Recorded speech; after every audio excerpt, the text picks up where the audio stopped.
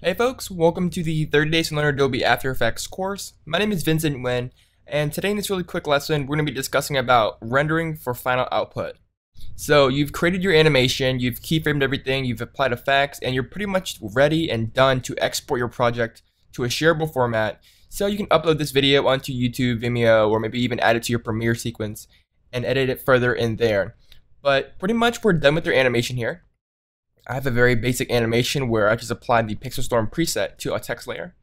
And pretend that this is just all I want to render out and I'm done, and this is my final animation here. So how do you render this thing out and export it for sharing?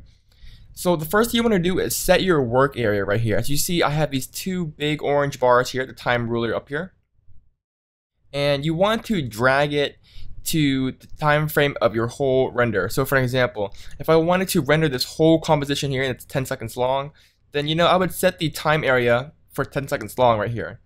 But I just want the animation to start from 0 and end around right here. So I'm going to drag my time area to that spot in time. And since I want the animation render to start at 0, 0, I can just drag this one to the beginning here. So that way, it's only going to render this part right here. So very similar to how you would do a RAM preview. If you RAM preview this right now, it's going to only RAM preview from the beginning to this point in time. And that's how renders work as well. So once you've set your work area right here, you're ready to export. And there are two ways to do it. You can either go to composition and hit add to render queue. And it's just going to add this composition into the render queue so you can render. And this is very similar to Adobe Media Encoder. Or you can go to your composition here and then go to composition make movie. It does the same thing, it adds it to the render queue. And of course you can, if you have multiple compositions, you can add multiple items into the render queue at once and then render them all at once. But in this case, I only have one composition that I want to render. So it's only going to add one composition to the render queue. And here you have some basic options to change the output for your render. First off, we have the render settings here.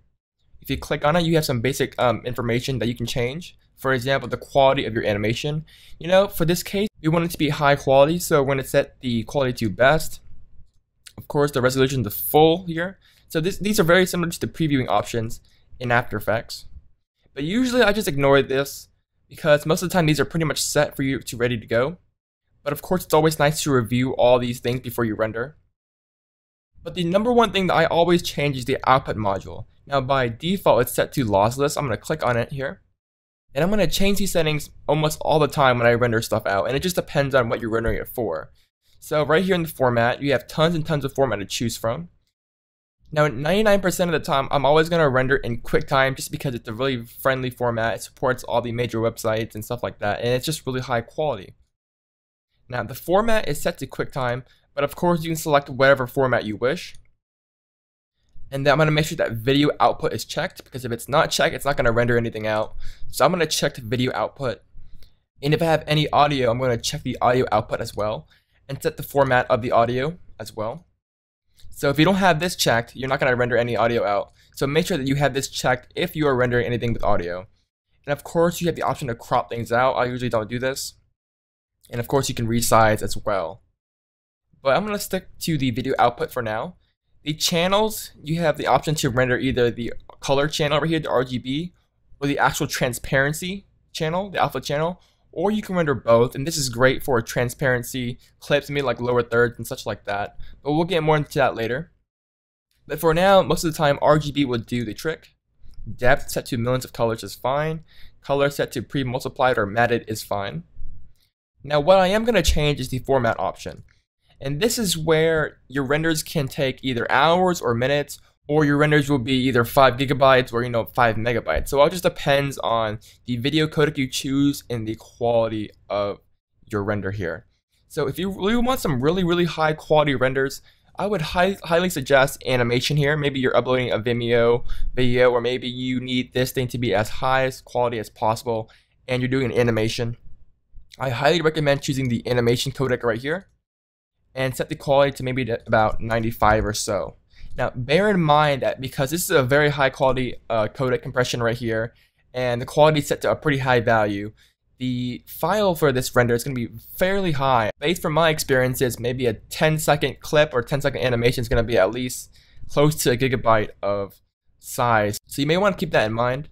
Now, of course, you can always lower the quality, and that's going to sacrifice some quality for file size, so the file size won't be as large. But most of the time, file size isn't really a problem, and the animation codec is a great codec to use when you need the maximum quality.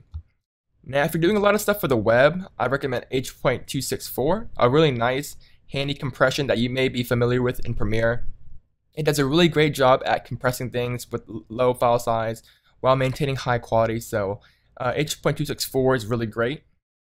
And my favorite one is the Photo JPEG, because you're kind of getting a JPEG quality. You know, JPEGs aren't the best image format, but you know, JPEGs are relatively decent.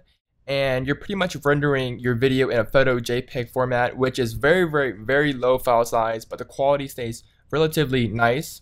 And then I usually set the quality down to 91% here, and that usually gives me a really nice output for my final renders. And of course, you have advanced settings, again, which we'll be taking a look at a little bit later. They're a little bit more advanced for the web, such as the bit right here. But you know, if you're a web guy, you should know what all these things do. And then once you have all your stuff here set, we can go to the audio and make sure that your audio codec is set. I usually set mine to AAC and hit OK.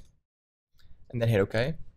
And once you have that done, you can go and select your output right here. If you click on it, you can set the output path for your final file here. And then once you're ready, you just hit the render button.